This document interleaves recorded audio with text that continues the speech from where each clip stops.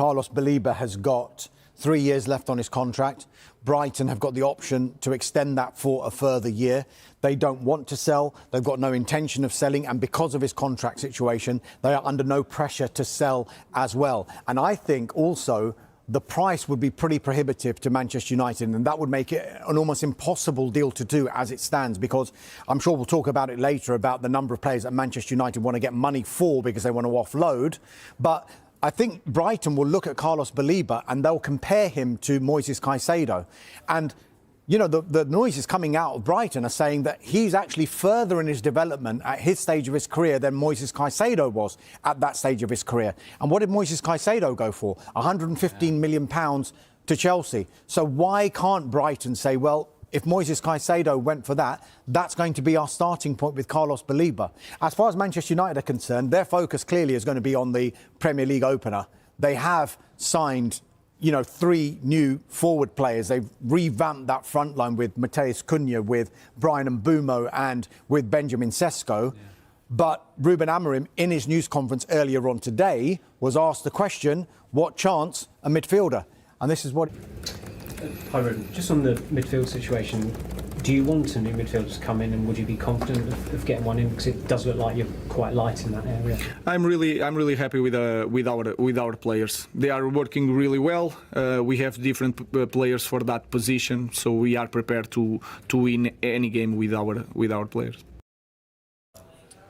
Well, in terms of trying to transform their fortunes, Manchester United are definitely backing Ruben Amorim in the transfer market. That's fair to say, with that front line. But how significant a change would it be to get in a player like Carlos Baleba, despite the fact, as Dharmesh has said, this would be a difficult deal to do? I think it's almost impossible this summer. We've been speaking to the Brighton chief executive, Paul Barber, today as well, and he made it very clear that Baleba is not going anywhere. He said, we're looking forward to seeing him play for us this season. So I still think United need to bring some more players in before the window closes. Yes, they've done a lot of business across their front line, but they do need, I think, reinforcements in midfield and perhaps in defence, and there's still question marks over the goalkeeping situation as well. But I don't think it's going to be Baleba. Baleba maybe will have to be one for next summer, but if he has another really good season, his value is just going to keep going up and up and up, even though his contract situation is going to obviously develop, because he'd only have 2 years left on his contract next summer, although I don't know if Brighton have got the option to extend that by another 12 months. Well, one thing I would say about Manchester United is, before the window even opened, and how last season went when they finished 15th in the Premier League and they lost that Europa League final to Tottenham Hotspur and Bilbao as well, I think most pundits and most experts were saying this is not a one-window fix. This is 2, 3, 4 windows it's going to take before Manchester United can really begin to challenge again. But because the window started so well for them, Matheus Cunha came in really, really early in that window. Brian Mbeumo, there was lots of talk, and even though it was only sorted out a few weeks ago, there was a knowledge that that deal was going to happen. So people were getting pretty excited. Look, Cunha's done, and Mbeumo's done. Oh, can they get a striker? Oh, they've got Sesko. And now they're getting a little bit greedy, for want of a better word. Oh, why don't we just sign the midfielder now? And they're thinking about, oh, we could challenge for top 4 here. Whereas I think if you go back and just take a step back, I think most experts would agree that it's going to take a little bit longer than just this one window. And sometimes, because of the players that Manchester United need to unload, and also the money that they need to generate to be able to replenish this window, it's nigh on impossible to do every single position in one transfer window.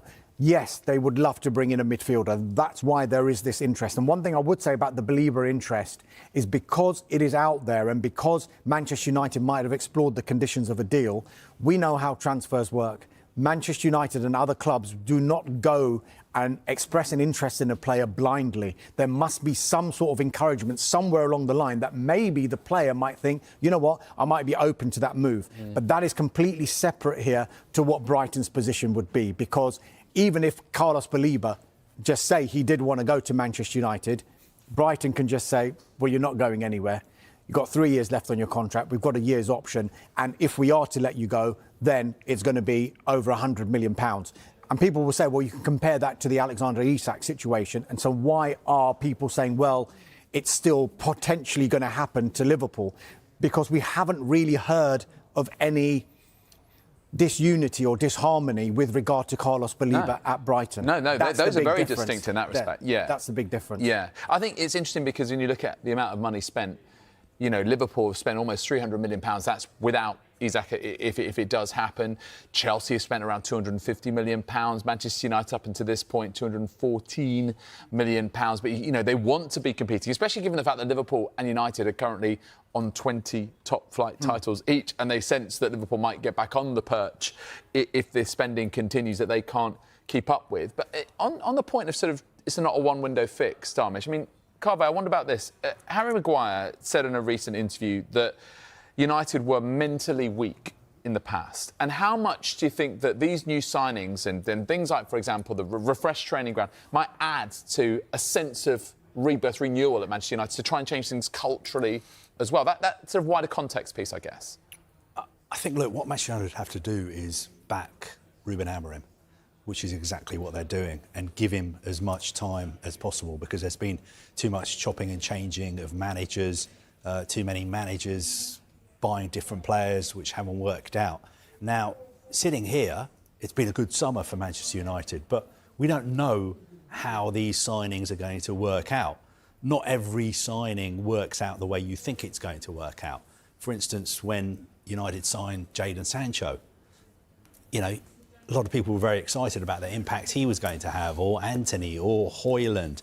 You know, in the transfer market, you're going to have hits and misses. Now, on paper, it looks like the three forwards they've signed are all going to be hits. And if you're a United fan, you'll be thinking, Ruben Amorim's got it right this time, Jason Wilcock's got it right, Jim Ratcliffe's got it right. We need to get behind the team. But remember, United are not going to be challenging for the title this season. The aim is just to get back into Europe. It's going to take a few steps, and it's going to take quite a few transfer windows as well.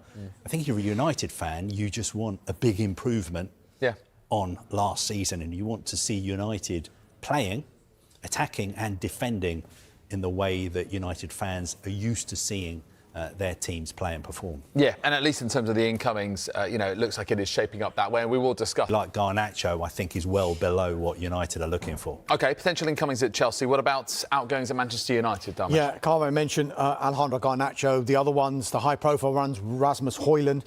Ruben Amorim says that Højlund is part of the squad looking for this weekend against Arsenal. He is open to a move to AC Milan, is Rasmus Højlund, but he's not fully convinced yet. Talks have taken place between Milan and Højlund's representatives, and they are waiting now for the green light from Højlund to really push with Manchester United to try and get that deal over the line. As for Jadon Sancho, we know that Roma have made a £20 million bid to Manchester United to sign him. Roma are now speaking to Jadon Sancho's representatives to tell them about the project and also the terms of a contract. Again, if they are given encouragement that Sancho would be open to the move, then Roma would then push with Manchester United to try and generate a deal between the two clubs before, hopefully for them, if they want him, signing Jadon Sancho. All right, let's finish the show with a done deal at Leeds United. They've